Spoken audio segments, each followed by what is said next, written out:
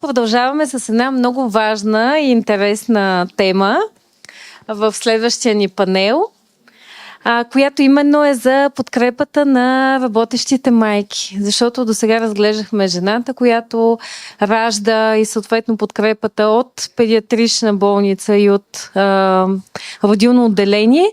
Но знаете, колко голяма тема е баланса майчинство и грижа за дете. Буквално това е една от категориите, които наскоро кръстихме в нашето приложение, защото знаете баланс работа, личен живот, но в случая се появява и баланса с грижите за детето. Давам думата на Елена Гигова, която е наш модератор, да представи другите гости и да започваме. Здравейте! Надявам се, вече сте готови да чуете и втората част от събитието. Ще започна с представянето на Тодорка Ангелова, която е психотерапевт и консултант по корпоративна култура. Освен това, Филис Мехмед, която е част от управителния съвет на Мама има работа, и Корнелия Венева, която е регионален директор, HR директор в MSG Global Solutions. Много се радвам, че днес ще модерирам този панел, който всъщност е част от най-големия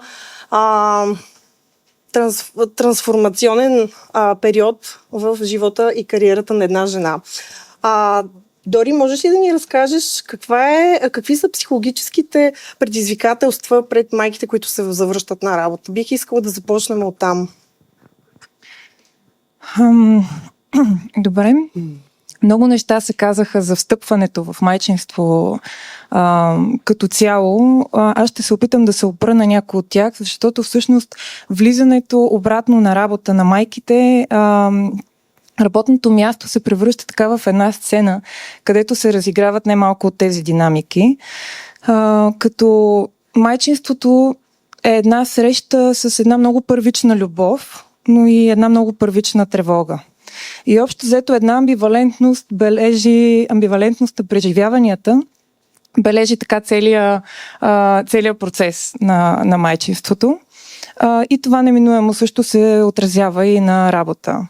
Като един много чувствителен преход от една психична така нова идентичност, която ние формираме в периода на майчинството, защото едни идентичности, които сме имали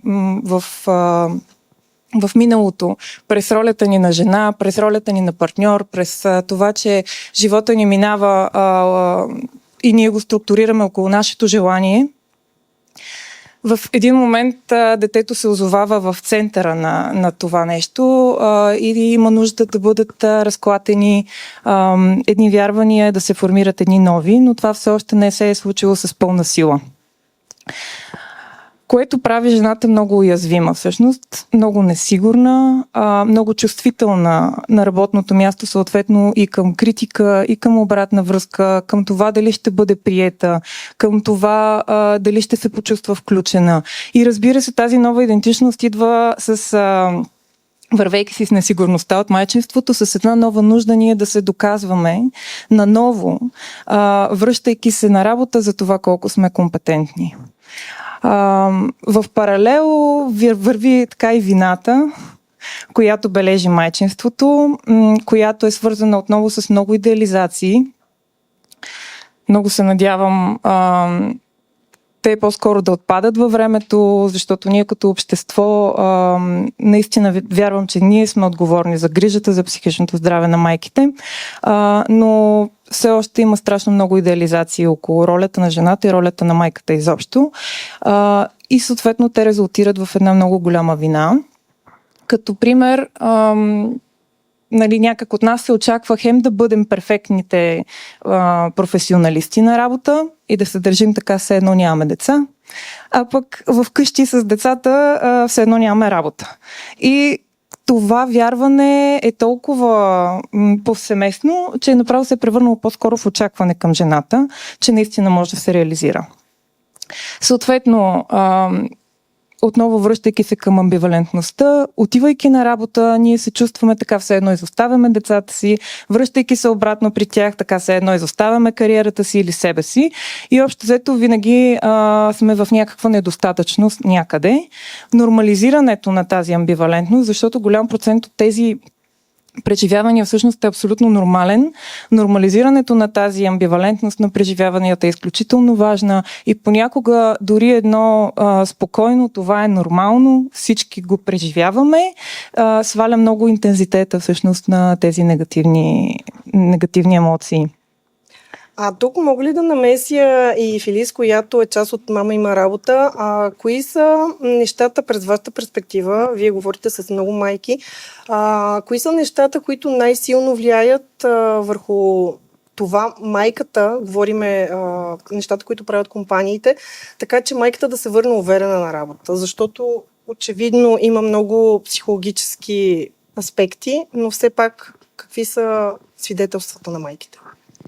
Аз ще спомена някой от тях, какво е важно за една майка, което да бъде предоставено от компанията. На първо място, ако още преди да излезе в майчинство, тя говори с HR екипа, примерно на компанията и тя знае какво ще се случи, когато се върне на работа, майката би била много по-спокойна.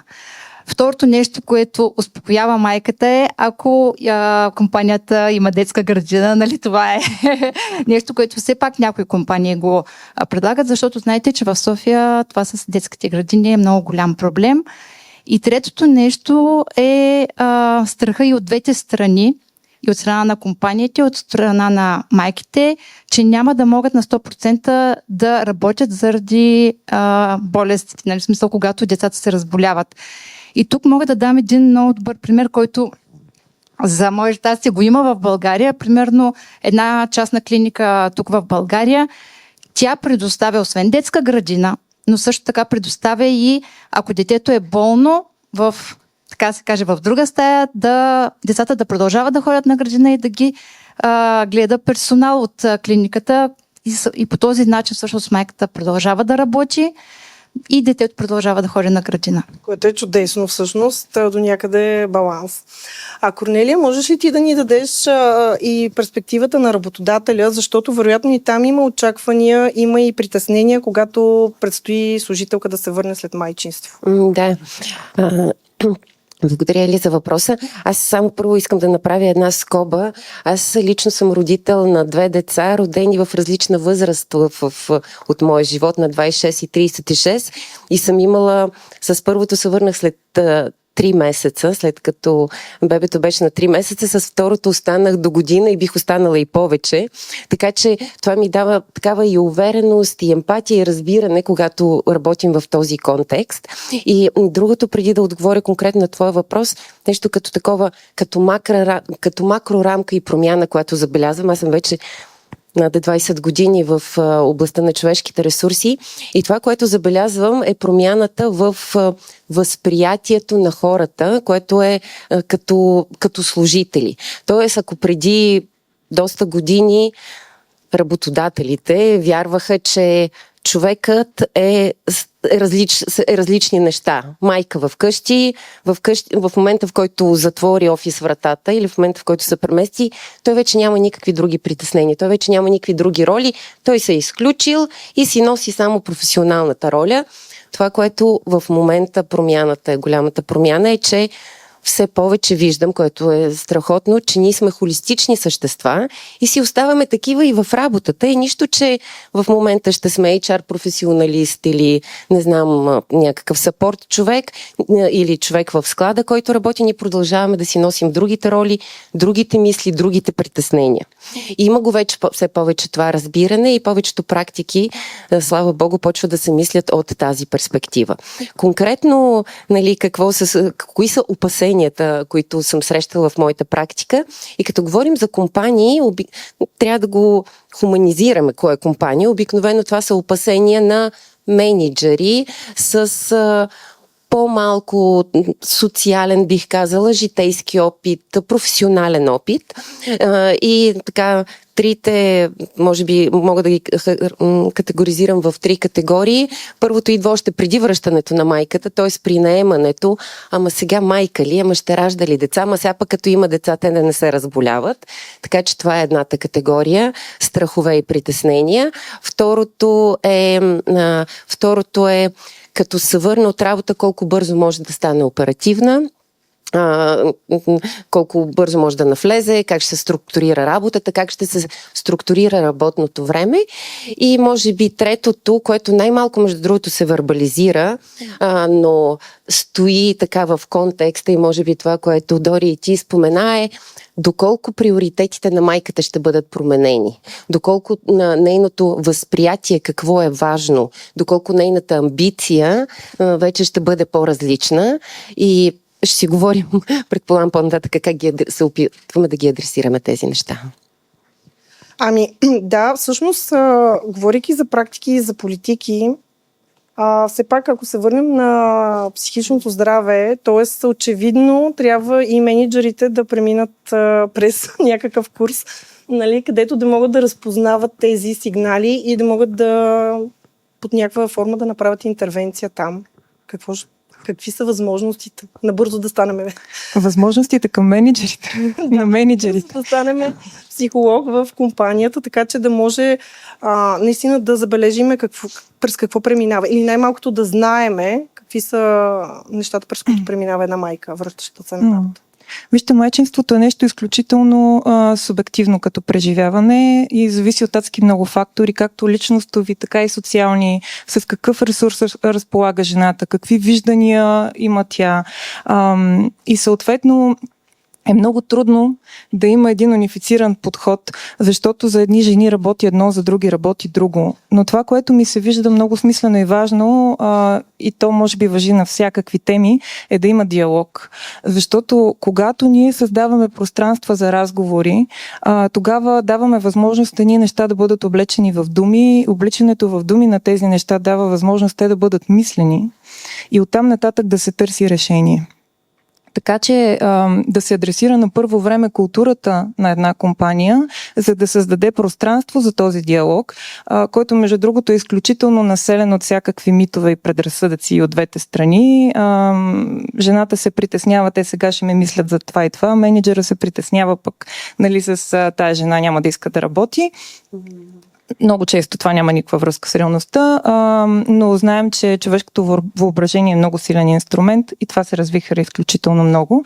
Така че пространство за диалог, за да се опитам да бъда максимално събрана и всъщност може би и една подкрепа на самите менеджери, които истински не знаят какво да правят в тези ситуации, в това с добри практики, нали, малко въвеждане в темата, за да могат те да отреагират по-адекватно. Мисля, че тук е важно да застъпим и това, което Корнелия започна, че всъщност някои от менеджерите вероятно не са семейни, нямат деца, т.е. това за тях е напълно непозната точно така, да. сфера и де-факто наистина биха имали нужда да бъдат подкрепени с информация, за да може да се проведе този диалог.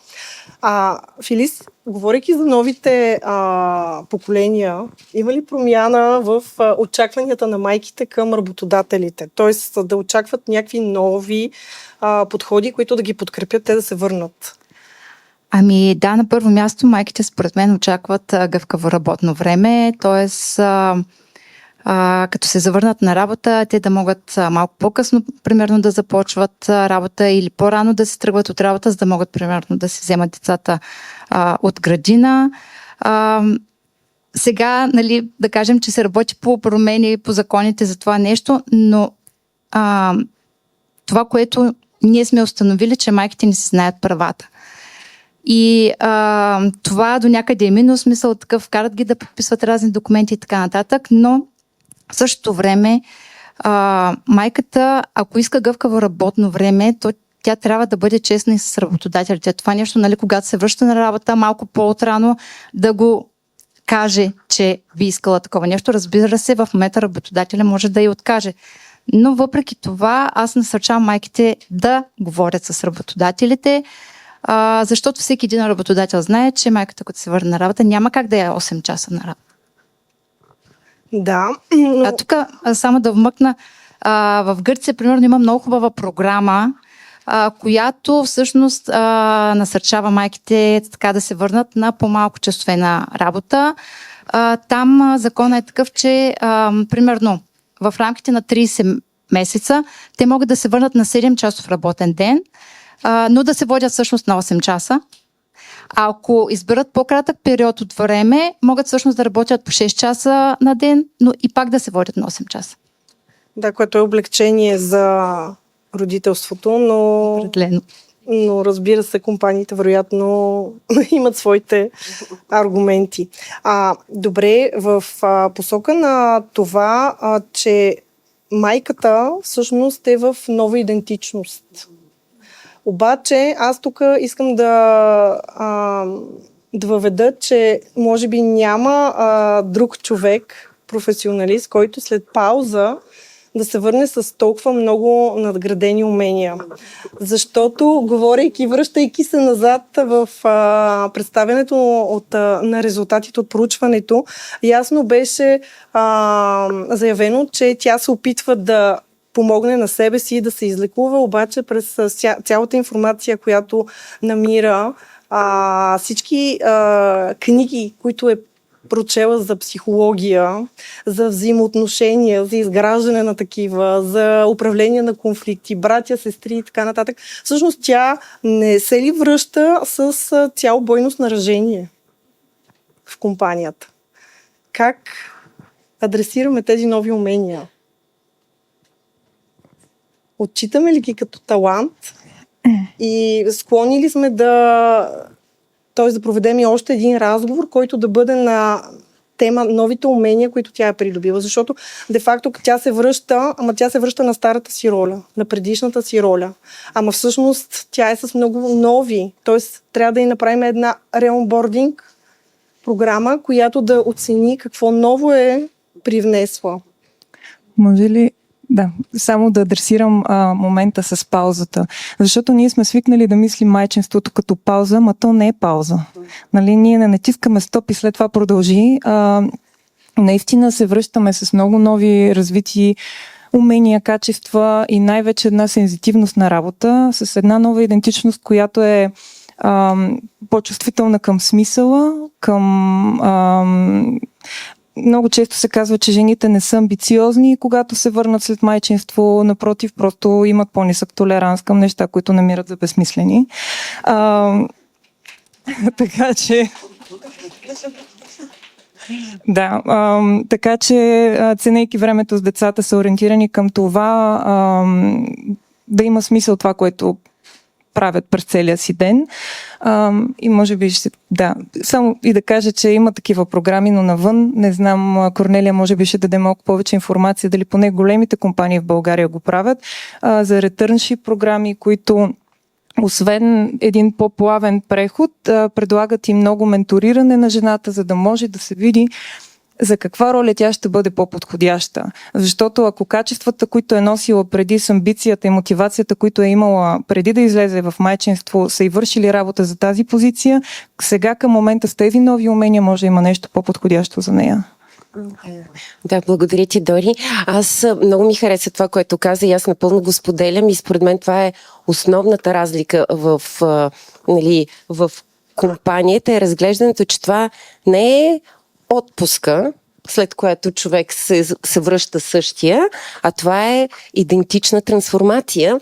И интересното е, че тази идентична трансформация, тя не е само за майките, тя е и за бащите. И има политики в компаниите, които пък и са насочени и към бащите, защото и те също са в роля, при тях не се вижда толкова, нали? Те в момента не са предмет на наше обсъждане, но тук пък говорихме колко е важно и някои от практиките са насочени да дадат допълнително платено време и на татковците, за да могат да бъдат в семейството. Връщайки към такива, аз наричам майчинството лидерска школа. Защото няма да забравя, когато след една всяка майка знае, сутрин е много инфарктно време, когато бързаш за среща, която трябва да си супер точен, а в същото време, нали, имаш настроение, с които да се справиш, има забравена играчка, заради която трябва да се върнеш и след една такава сутрин аз пристигам запахтяна в 9 часа за срещата на време и пристигат другите колеги, които не са все още родители и само казват, и ти всичко, и аз не го споменавам, защото за мен това е, нали, част от ежедневието. Обаче след това стана въпрос, и ти всичко това си го успяла, ние сме станали в 9 без 15 и едва сме се домъкнали до тук. Така че и това са наистина много, и това, което Дори спомена, това са много важни неща, че, нали, за амбицията, аз, нали, от моята практика тя не се променя. И това, с което ние пък се занимаваме и което е много важно, е кариерата на една майка да не пострада от предположения, тя сега какво ще приоритизира. И няма да забравя, нали, всички сме така насочени с добри намерения, включително и менеджерите, които, нали, една ситуация от моят опит е обсъждаме някакъв важен проект, който ще изисква голямо натоварване и така голяма отдаденост и обсъждаме кой може да вземе проекта и менеджера казва, нали, разглеждаме хората, ми не тази дама, защото тя скоро се върна от майчинство и тя няма да може и все пак ще има нужда от време за детенцето, нали, да й го оставим това пространство и, нали, така, как да кажа, аз го предизвиках най-малкото да го изговорим с дамата. Дамата си пое проекта, тя си беше организирала ежедневието и е страхотен професионалист, така че комуникацията и това е, нали, понякога като HR може да влезем в някакви супер скъпи неща, които, нали, да подпомогнат майката, но комуникацията е нещо, което е на първо място. И проверка дали нещо е валидно във всеки един момент от нейното развитие, защото, нали, ние знаем, че нуждите на детето на 3 месеца са различни от на 6 месеца, от на 1 година. Много ви благодаря, понеже виждам, че Жени ни прави сигнал, че времето ни е приключило. Мога да приканя всички, които имат въпроси, след панела да ни ги зададат. А сега искам да дам думата на Лили Георгиева, кариерен консултант, колега, която иска да направи анонс. Мерси, Ели. Привет на всички. 2 минутки буквално. Няма нищо случайно. Описах на Жени, че искам да подаря нещо на нейната общност жени. Тя каза, ела направо, имаме едно събитие и го направи сама. Ще ви говоря за героинята на тази книга, която ще ви подаря. Книгата е наръчник за осъзната кариерна промяна и се казва От любов към себе си. Героинята е жената, която иска да се чувства комфортно в кожата си на жена, в професионалната си кожа, жената, която иска да прави кариерни избори, които са в унисон с нейната същност и която иска да има работа, която пасва на нейния живот, а не да си напасва живота спрямо работата. Преди няколко седмици излезе 3-то издание в електронен формат. Това е книга, която написах 2018, когато самата аз бях майка. И от 3 години бях вече като така свободен консултант по кариерни теми. Толкова много жени срещнах с толкова много сходни теми, че просто си казах, това нещо трябва да излезе от мен под някаква форма. Тогава излезе първо издание, това е второ издание, което излезе 2021 и преди няколко седмици в електронен вариант си казах, тая рожба вече искам да я подаря на хората, не да се занимавам с издавания, с продажби, с чудеса. Така че има я и още по-обновена, но останаха едни бройки на хартия, много ценни и така реших да поделя половината между проекта на Женя и половината между Mom Got a Job фундацията. Така че който има желание може да си я вземе съвсем така безплатно и спокойно. Ето там е при машината за вода. И така, пожелавам успех на проекта и до нови срещи на всички. Благодаря ти. И сега вече, ако имате въпроси, заповядайте.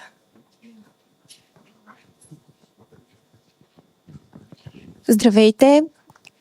Говоря от името на майка на 2 деца, която е била част от корпоративния сектор на така социално ангажирани компании. Но въпреки това ми задавам въпроса при на започване на работа колко пантофи има в моя коридор и планирам ли още едни пантофи, първо. И второ, когато от така усещането, че компанията се крепи на крехките ми рамене, когато излязах по майчинство, изведнъж света спря. Пак майчинството е много самотно занимание и не съм усещала изобщо тази връзка вече с компанията. И пак казвам, говорим за социално осъзнати компании. Та в тази връзка има ли законови неща, които трябва да се променят така, че компаниите да не изпитват това притеснение колко пантофи има в моя коридор? Първо, защото аз и тя ги разбирам като работодатели. И второ, има ли организации, такива обучения, може би към Мама има работа, които се провеждат в компаниите, защото аз вярвам в добрите намерения на тези компании и може би просто някой трябва да даде друга гледна точка на мениджмънта на тези компании по отношение на майките на работа.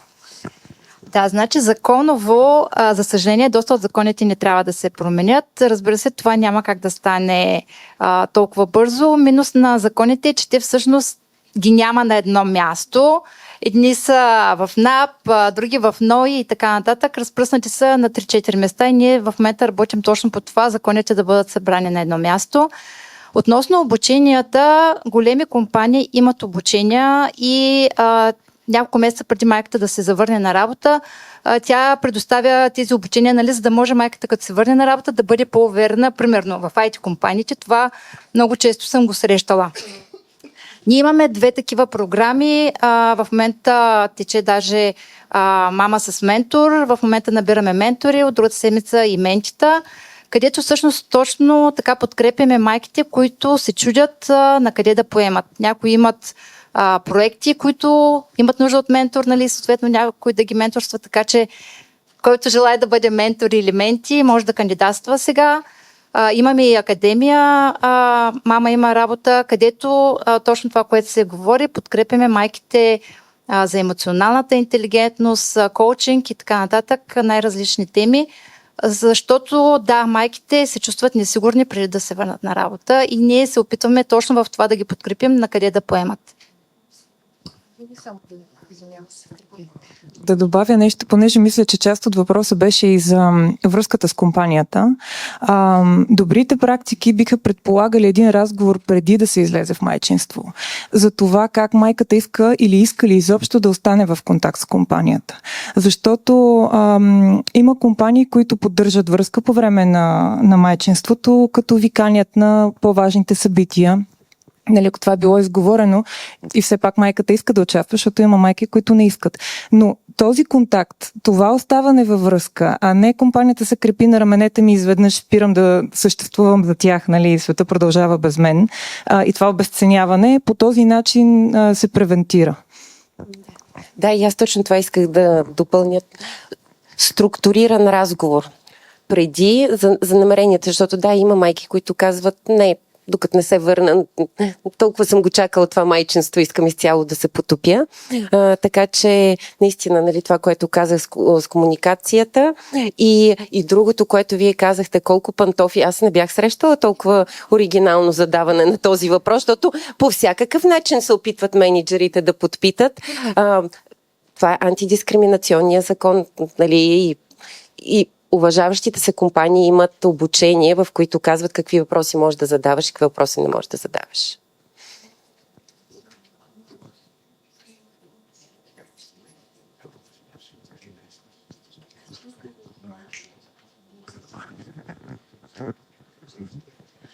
Здравейте! Въпросът ми е към госпожа Мехмет. Програмата, която споменахте в Гърция. Много ми е интересно това държавна политика ли е и как всъщност е уредено тези 2 часа, които не се поемат от работодателя, се поемат от държавата? Да, държавна политика е. Благодаря. Известно ми е, че в Хърватска има такава също политика, която пък компаниите международните се опитват пък и да ги прилагат и в различни, а то е допълване на майчинството, нали, защото все пак някаква по-ограничена сума получават майките. Допълването до пълната сума на майката определен период от майчинството. Да, много интересно. За първи път чувам за подобни възможности. Макар и не в България.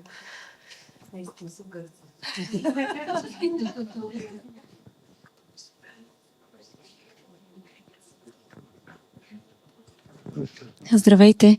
Аз искам да благодаря, беше много ценно. Работя в голяма организация. В екип съм, който се грижи за хората и така сравнително отскоро, по-малко от години имаме програма за реинтеграция. Това, което много ми допадна, ставаше въпрос за комуникацията и това да не обезценяваме завърналата се майка, дали е способна или не да поеме една или друга задача. Много се фокусираме върху това да обучим менеджерите и всъщност най-голямата ни трудност е именно в това. Хем да ги направим сензитивни към това да са разбиращи, да знаят какво се случва, да предоставят гъвкавост. Хем, нали, майката, която има нужда да се докаже. Искам да споделя, че това е изключително трудно и не ето даваме ви един тул тук или някакъв гайд, с който да можете да знаете всяка стъпка. Едно нещо само ще спомена, още много е практично и то е какво правим с актуализацията на заплатата на майката, като се върне. Пускам това тук. Нали? Голямо предизвикателство е и менеджерите, и майките, и на най-високо ниво ни задават въпрос на нас, човешки ресурси, и сега как да я актуализирам, но има очакване и това е тема табу също при завръщане. Тема табу, абсолютно, която смятам, че все повече се нормализира и много се радвам, че се нормализира, нали, както и женското здраве и всичките изследвания, нали, върху жената, които доста по-нататък дойдоха в развитието на човечеството. Pay Transparency-то ще адресира тази тема, нали, тази прозрачност е важна, за да може точно да се адресират такива теми, които са били замитани.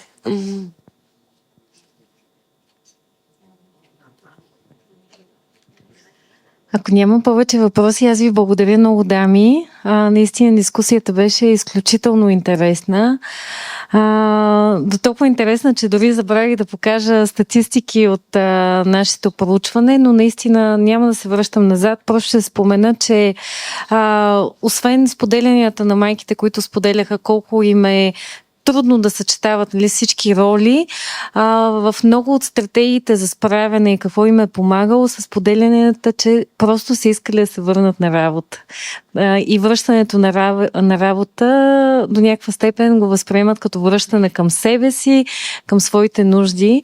Така че това е още една причина защо работодателите и компаниите трябва да се вълнуват от тази тема, което знам, че го правят, но именно за това направихме тази дискусия, за да погледнем и от психична гледна точка подкрепа на майчиното психично здраве. Благодаря ви още веднъж. Ние благодаря.